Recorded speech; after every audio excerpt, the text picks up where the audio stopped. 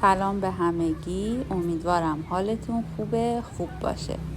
امروز اومدیم به یکی از مراکز خرید شهر رشت به نام مرکز خرید گلسار که در شهر رشت بولوار گلسار نبش خیابان 108 قرار داره.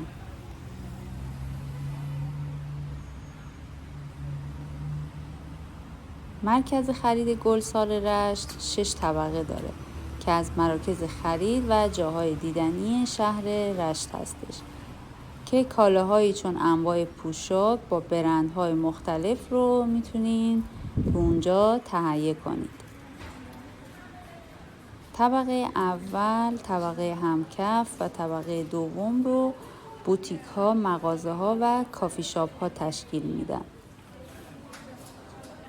که اکثر مغازه های این طبقات به فروش پوشاک زنانه مشغولن و انواع برندهای مختلف رو در میان اجناس خودشون دارن. طبقات سوم به بعد شامل دفتر تجاری و فودکورت هستند.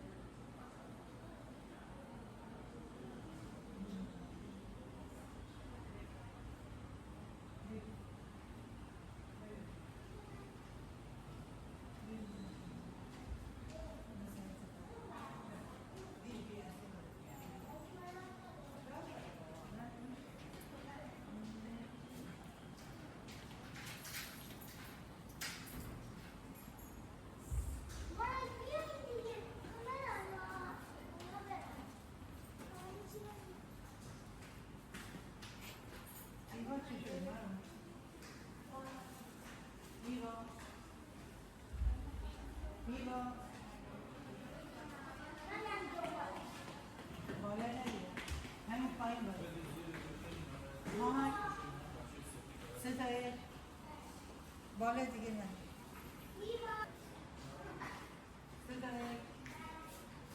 دیگه این برو بدن بگو. نیست ایوا نیست. ایوا نیست. ایوا رو ندیدی؟ نه؟ نیست. مواظب باش.